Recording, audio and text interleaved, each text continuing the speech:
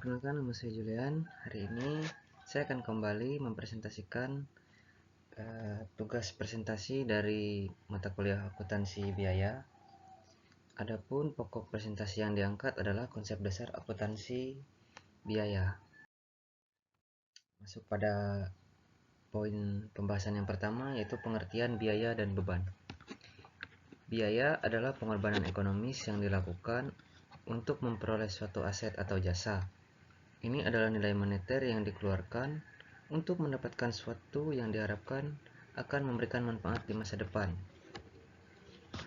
Sementara beban adalah bagian dari biaya yang telah habis terpakai atau telah memberikan manfaat dalam satu periode akuntansi tertentu. Beban ini adalah pengeluaran yang secara langsung berkaitan dengan upaya perusahaan untuk menghasilkan pendapatan. Kemudian kita masuk pada penggolongan biaya.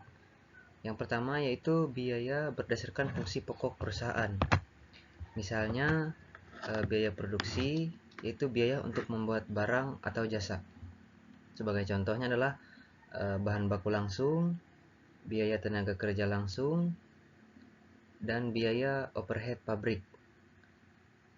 Juga seperti biaya pemasaran, biaya administrasi, dan juga biaya keuangan.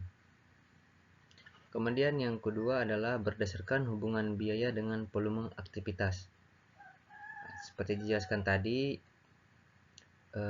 hubungan dengan biaya aktivitas, misalnya biaya langsung, itu dapat diidentifikasikan langsung dengan produk, contohnya bahan baku dan upah langsung. Dan kemudian biaya tidak langsung, jadi biaya yang tidak dapat diidentifikasi langsung dengan produk, harus dialokasikan, misalnya listrik pabrik dan juga gaji mandor. Kemudian berdasarkan objek pengeluaran. Sebagai contoh, objek pengeluaran ini seperti bahan baku, biaya tenaga kerja, biaya listrik, air, telepon, dan lain-lain. Selanjutnya adalah metode penentuan biaya produksi. Yang pertama itu adalah metode biaya penuh atau full costing. Metode ini memperhitungkan semua biaya yang berkaitan dengan produksi sebagai biaya produksi. Biaya ini terdiri dari biaya bahan baku langsung, biaya tenaga kerja langsung, dan semua biaya overhead pabrik, baik yang bersifat variabel maupun tetap. Keunggulannya adalah memberikan gambaran yang lebih akurat tentang total biaya produksi per unit, sehingga cocok untuk penetapan harga jual dalam jangka panjang. Sementara kelemahannya sulit digunakan untuk menganalisis pengaruh perubahan volume produksi terhadap keuntungan karena biaya tetap ikut dibebankan per unit. Kemudian metode penentuan biaya produksi yang kedua adalah metode biaya variabel, variable costing.